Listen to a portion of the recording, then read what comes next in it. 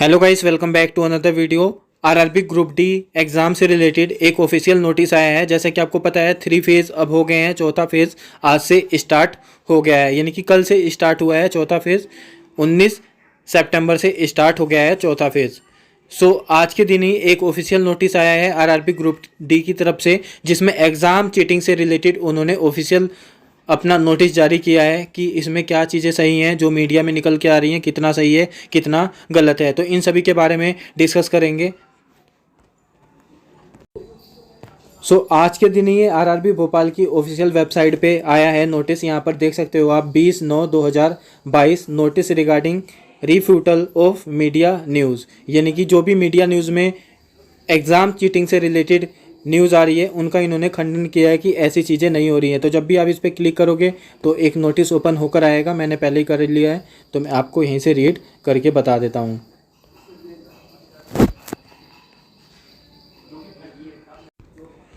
ये government of India ministry of railway recruitment board ने ये नोटिस जारी किया है, जिसमें इन्होंने आज 19/9/2022 को जो मीडिया में न्यूज़ आई थी, notice regarding refutal of media news on 19/9/2022। Refutal का मतलब होता है इन्होंने खंडन किया है जो भी मीडिया में चीटिंग वगैरह की न्यूज़ आ रही है।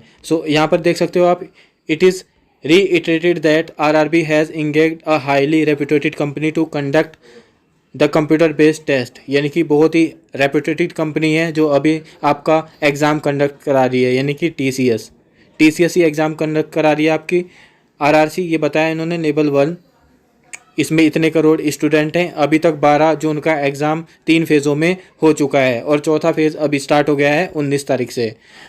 अब यहाँ पे सेफ्टी के बारे में ये बता रहे हैं सेकंड पॉइंट में, various safety guards and protection are build into the system to prevent and eliminate any kind of irregularity, यानी कि इन्होंने बहुत ही सिक्योरिटी और प्रोटेक्शन लगाया है जो अपना सिस्टम तैयार किया है इन्होंने पोर्टल किसी भी तरह की चीटिंग को एलिमिनेट करने के लिए। The allocation of the centre to the candidate is randomised through computer logic, यानी कि जो आपको सेंटर एलोकेट किए जाते हैं कि कौन सी सिटी में आपका एग्ज़ाम होगा और कौन सा एग्जामिनेशन सेंटर होगा, उसे भी इन्होंने कंप्यूटर के थ्रू रैंडमाइज किया है, यानी कि किसी को पता ही नहीं चलेगा कि उसका सेंटर क्या कहाँ जाएगा, यहाँ तक कि टीसीएस के अधिकारी को भी नहीं पता चलेगा। और ये आपको भी पता है किसी का कहीं दे देते हैं सेंटर, ये कहीं दे देते हैं। ये सही बात है इनकी। Also once candidate report at the exam centre and register themselves, the allocation of lab and seat are also randomised, यानी कि जब आप एग्ज़ाम सेंटर पे चले जाते हो तो पहले से किसी को नहीं पता रहता है कि उसका कौन से लैब में एग्ज़ाम है या फिर कौन से सीट पे एग्ज़ाम है। वहाँ पर भी रैंडमाइज होता है, यानी कि टीचर को भी नहीं पता रहेगा जो आपका स्कैन थंब वगैरह स्कैन करता है कि कौन से सिस्टम में होगा। ये भी आपका रैंडम ही होता है। उसके बाद ये आपको बताते हैं कि आपका कौन सा सिस्टम नंबर एलोकेट किया जाता है। यहाँ भी इनकी बात बिल्कुल सही है, आपको भी पता है कि ऐसा ही बिल्कुल होता है।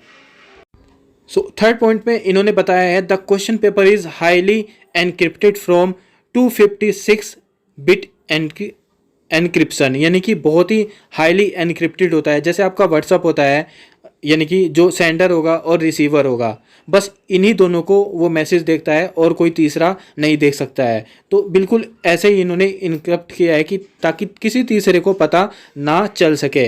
And no one rather than the candidate can access the question paper, यानी कि और कोई भी एक्सेस नहीं कर सकता है। And that too one the candidate the second and final log in computer after start the examination and hence the final decryption of the question paper take place at this stage, यानी कि देखो कोई भी आप पे message आता है, suppose अगर में व्हाट्सअप है, किसी आपके फ्रेंड ने आपको मैसेज सेंड किया है, आपको ये आपका फ्रेंड है आपको, तो यहाँ से पे क्या होगा, इनक्रिप्शन होगा ताकि बीच में कोई आपका मैसेज ना देख सके। और जब ये मैसेज आप पे पहुँच जाता है तो वहाँ पे होता है डिस्क्रिप्शन, यानी कि यहाँ पे लिखा है डिक्रिप्शन। तो ये इन्होंने लॉजिक लगाया है, ये भी यहाँ तक बिल्कुल सही बात है इनकी। फोर्थ है the sequence of the question in the question paper that is made available to candidate has also been randomized, यानी कि जो सीक्वेंस होता है क्वेश्चन का, सपोज आपके लैब में 14 स्टूडेंट हैं तो सीक्वेंस किसी का भी सपोज पहला क्वेश्चन जीके का आपका आया, सेकंड जो दूसरा कैंडिडेट होगा उसका जीके का नहीं आता है और किसी सब्जेक्ट का आता है, आपको ये पता है, ये भी इनकी बिल्कुल सही बात है। Randomise along with randomise of all 4 option, और ऑप्शन भी ये रैंडम देते हैं। सपोज किसी जैसे इंडिया का प्राइम मिनिस्टर कौन है, ऑप्शन ए है मोदी जी, तो ये आप में आया, और किसी में ये ऑप्शन सी होगा, तो ऐसे ही इसे भी ऑप्शन को भी रैंडमाइज करते हैं। Each candidate in the examination centre thus has a unique question paper, सभी पे अलग अलग क्वेश्चन पेपर आता है। Thus the sequence is completely different from question sequence in master question, यानी कि सीक्वेंस बिल्कुल ही अलग होता है जो मास्टर क्वेश्चन पेपर होता है। Therefore if any one claim that he she can provide the answer key to a candidate is a totally false, baseless and misleading। ये बिल्कुल ही मिसलीडिंग है। अगर कोई बताता है, जो भी दलाल होते हैं वो कहते हैं कि मेरे पे आंसर की है, इतने पैसे दे दो मैं आपको आंसर की दे दूंगा, ये बिल्कुल गलत है। ये बिल्कुल ही लॉजिक सही बताया है टीसीएस ने, क्योंकि ऐसा मुमकिन ही नहीं है कि पहले से किसी पे आंसर की हो, क्योंकि सभी का फॉर्मेट अलग रहेगा, क्वेश्चन अलग रहेंगे, ऑप्शन अलग रहेंगे, तो आंसर की इम्पॉसिबल है मैच करना। अब फिफ्थ बताया इन्होंने, the exam are conducted in strict surveillance under CCTV, जो कैमरा होता है, with full recording of each and every candidate, यानी कि सभी का रिकॉर्डिंग होता है वहाँ पे।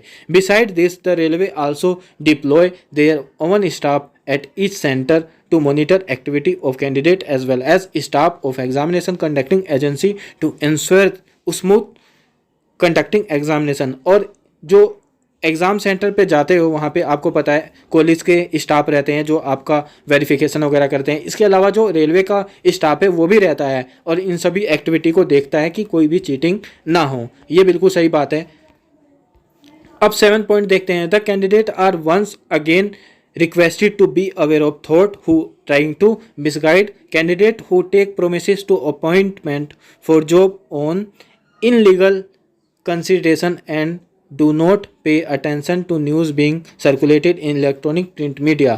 The same has already been clarified to candidate by RRB via notice published on RRB website, यानी कि इन्होंने दोबारा बताया कि किसी भी फ्रॉड में ना फंसें कि कोई आपको बताता है कि वो आपका अपॉइंटमेंट रेलवे में करा देंगे, तो ये बिल्कुल गलत है। और ये आपको पता है रेलवे अपनी ऑफिशियल जो वेबसाइट होती है उस पर भी बार बार आपको बताती है, और कोई भी रेलवे का ऑफिशियल नोटिस आता है तो लास्ट पॉइंट में यही लिखा रहता है बार बार। अब बात करते हैं कि इस नोटिस में कितनी सच्चाई। देखिए लगभग ये सारी बातें बिल्कुल रेलवे की सही हैं, लेकिन कुछ अभी न्यूज़ आई है जिसमें इन्होंने बताया कि रेलवे का अधिकारी शामिल है, जो टीसीएस का चीफ एग्जीक्यूटिव ऑफिसर है वो शामिल है, तो ये चीज़ें थोड़ी गलत लगती हैं और इसमें इन्होंने क्लैरिटी दे दी है, तो बहुत अच्छी बात है कि ये चीज़ें नहीं हो रही हैं। बाकी ये डाउट यही रहता है कि अगर वहाँ पे कोई रेलवे का अधिकारी शामिल हो या फिर जो टीसीएस का चीफ एग्जीक्यूटिव ऑफिसर है वो शामिल है, तो ये चीज़ें थोड़ी गलत हो जाएंगी और इससे कट ऑफ पे ज़्यादा फर्क पड़ेगा। बाकी इन्होंने अपनी सारी बातें रख दी हैं,